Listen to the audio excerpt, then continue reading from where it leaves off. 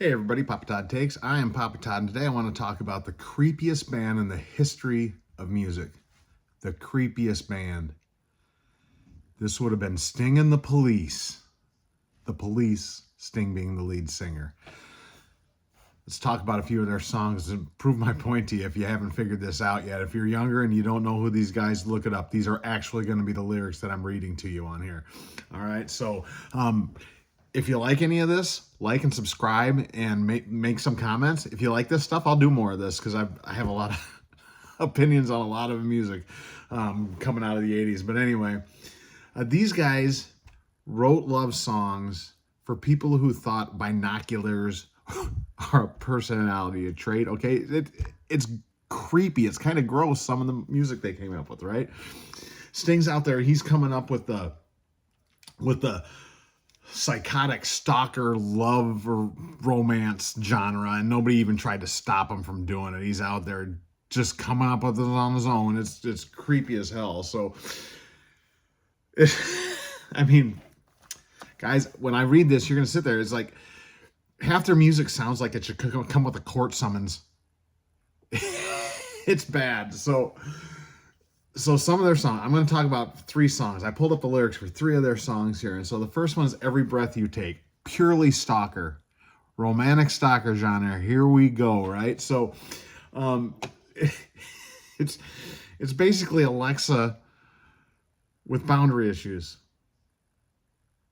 It's not good. So I'll be watching you. Like every breath you take, every step you take, all this kind of stuff. It's just, I'm watching you, right? Oh, can't you see you belong to me? And then he starts talking about every vow you break, every smile you fake. So he's got an issue with this gal too. So he's literally stalking her. It sounds like she broke up with him and now he's stalking her, right? Creepy as shit. Read all the lyrics to it, right? But that's all it is. Just keeps repeating it. I'm just going to keep watching you. I'm watching you. I'm watching you. It's over and over and over again. It's not the deepest song, but it's deeply psychotic, right? Not enough? Okay. How about Don't Stand So Close to Me? Let's go over that one, right? This song is about an adult teacher banging a teenage girl. That's what it's literally about. It says it in the song. And I pulled out a few of the lines. I'm going to do this. So it's a young teacher. So he's young. So he's not like some 60-year-old teacher, right? So you know the student's young, right? The subject of schoolgirl fantasy. Inside him, there's longing. He wants her, right? So it says this girl is half his age. So how young are we talking here? Because let's say, are we considering 30 a young teacher? Because then she's 15. She's a sophomore in high school. Are we going younger than that? Is he like one of these 24-year-old teachers right out of college and he's out there and he's like 12 or 13-year-old girl? It's creepy as shit, right? And so then all of a sudden it talks about it's the bus stop. It's a wet, rainy day at the bus stop. His car is warm and dry, so he gets her into the car. And then it doesn't say anything beyond that, but then all of a sudden all the kids are talking, all the staff in the schoolroom were talking like this, right? Now, whenever he sees her, he starts to shake and cough. Like he's got guilt going on. The temptation's so bad it makes him want to cry. These are the words straight out of the song. This is about a teacher nailing a young middle school, high school age girl. Not cool. That's the second of the songs. So now we go into the creepiest, darkest of all the songs. And if you look it up, it's called Synchronicity 2. So this one gives like this imagery of this monster coming out of a Scottish lake. So you get this dark gray feeling, and they're really good about describing it.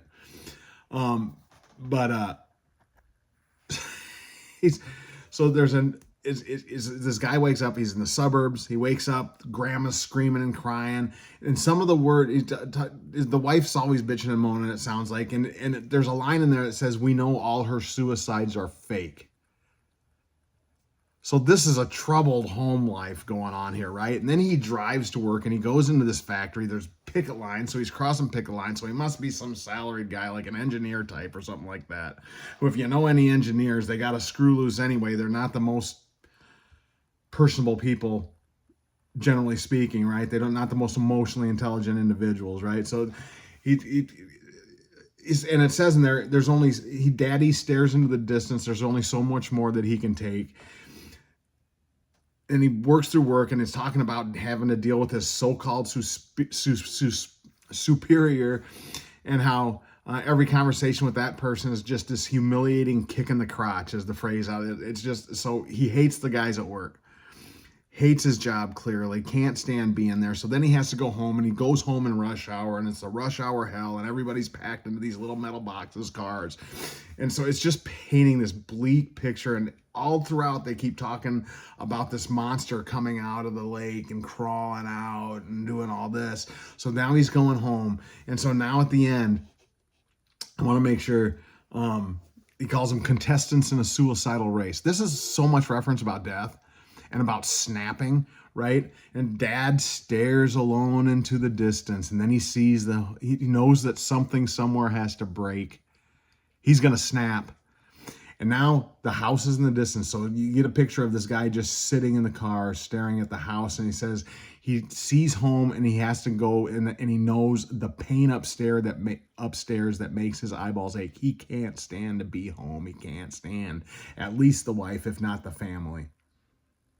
And then all of a sudden at the end, many miles away, there's a shadow on the door of a cottage. So the monster's out. It's him and the monster merging into one and coming out. He's home. He's now the monster, and he's going to kill his family. I mean, for Christ's sakes, the monster in the lake is the healthiest relationship in the whole freaking song. So yes, my point, that these guys were the creepiest creep factory music group of all time. I have a point. They didn't write love songs, guys. They wrote red flags. They wrote red flags with guitar solos. Keep thinking for yourselves, folks. Pop Todd out.